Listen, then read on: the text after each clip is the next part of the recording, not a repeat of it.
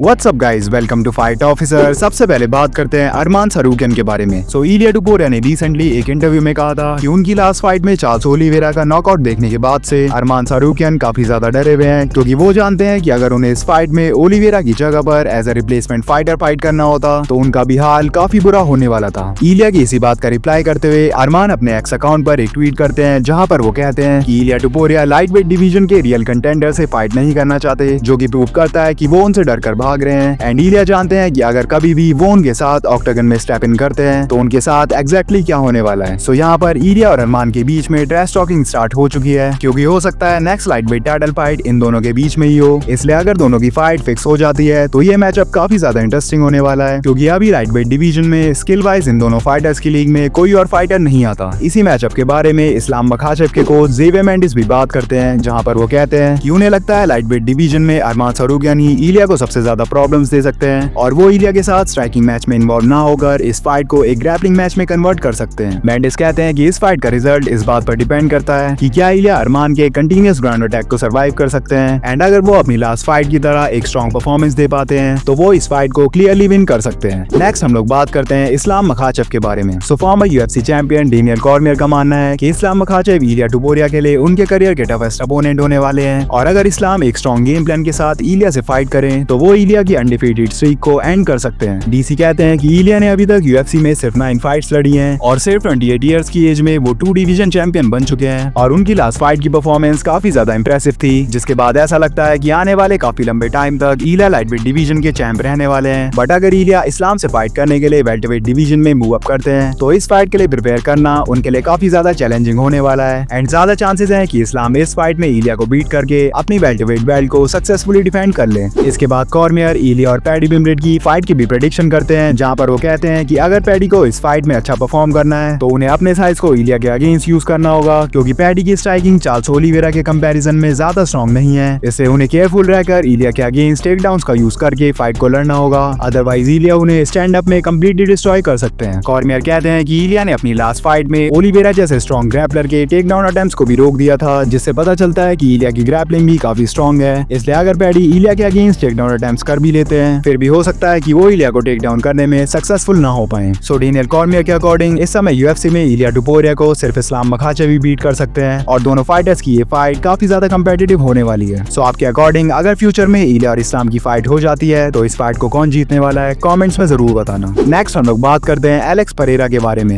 Alex Pereira को उनकी last fight में बीट करने के बाद से मागोमेड एनकलेव उन्हें मॉक करते हुए सोशल मीडिया पर काफी सारे पोस्ट शेयर करते रहते हैं, पर एनकलेव का रिप्लाई करने के लिए एलेक्स परेरा अपनी ओर से कोई भी रिस्पॉन्स नहीं देते हैं। इसी के बारे में रिसेंटली एलेक्स से पूछा जाता है कि वो एनकलेव के किसी भी टोल का रिप्लाई क्यों नहीं करते, जिसका आंसर देते हुए एलेक्स कहते हैं कि मागोमेड एनकलेव अभी एक यूएफसी चैंपियन है, और फिर भी most of the UFC fans उनके बारे में नहीं जानते, इसलिए वो उनका नाम यूज करके फैंस की अटेंशन को ग्रैब करना चाहते हैं, और क्योंकि एनकलेव के ये सारे अटैक्स उनके प्रमोशन के लिए ही होते हैं, इसलिए वो उनके किसी भी कमेंट पर रिस्पॉन्ड नहीं करने वाले हैं। इसके बाद एलेक्स से पूछा जाता है कि क्या उनकी नेक्स्ट फाइट एनकलेव के अगेंस्ट होने वाली है, जिसका रिप्लाई देते हुए एलेक्स कहते हैं कि वो जिस मंथ में फाइट करना चाहेंगे एनकलेव को उस डेट को एक्सेप्ट करना होगा, और वो डेट इस साल के एंड में होने वाली है, एंड जब उनकी फाइट की फाइनल अनाउंसमेंट हो जाएगी उसके बाद वो एनकलेव के सारे टोल्स का आंसर एक साथ देने वाले हैं। नेक्स्ट हम लोग बात करते हैं मिराब दवालिश्विली के बारे में। रिसेंटली मिराब एरियल हलवानी के साथ एक इंटरव्यू करते हैं, जहाँ पर वो इलिया टुपुरिया को काफी ज्यादा प्रेज करते हैं। मिराब कहते हैं कि इलिया एक काफी ज्यादा फोकस्ड फाइटर है, जो अपने अपोनेंट्स के नेक्स्ट मूव को ऑलरेडी समझ जाते हैं, और उनके रिएक्ट करने से पहले ही अपने ब्रूटल पंचेस से इलिया उन्हें नॉकआउट कर देते हैं। मिराब कहते हैं कि उन्होंने पास में इलिया के साथ कई बार स्पारिंग करी है, जिस वजह से उन्हें पता है कि इलिया की स्ट्राइकिंग के साथ साथ ग्रैपलिंग भी काफी ज्यादा स्ट्रॉन्ग है, इसलिए उन्हें नहीं लगता कि आने वाले टाइम में कोई भी यूएफसी फाइटर इलिया को बीट करने वाला है। मिराब बताते हैं कि इलिया के साथ स्पारिंग करते हुए उन्हें रियलाइज हो गया था कि इलिया बाकी फाइटर्स के कंपैरिजन में काफी ज्यादा हार्ड हिट करते हैं, एंड इलिया उन्हें अपने ब्रूटल बॉडी शॉट से 2 बार नॉकडाउन भी कर चुके थे, इसलिए उन्होंने उसके बाद से इलिया के साथ कोई भी स्पारिंग सेशन ज्वाइन नहीं किया, एंड वो शायद फ्यूचर में भी कभी इलिया के साथ स्पारिंग ना करें। एंड गाइस, अगर आपको अपडेट्स पसंद आई हो तो वीडियो को लाइक और चैनल को सब्सक्राइब जरूर कर देना। मिलते हैं नेक्स्ट वीडियो में। Thanks for watching.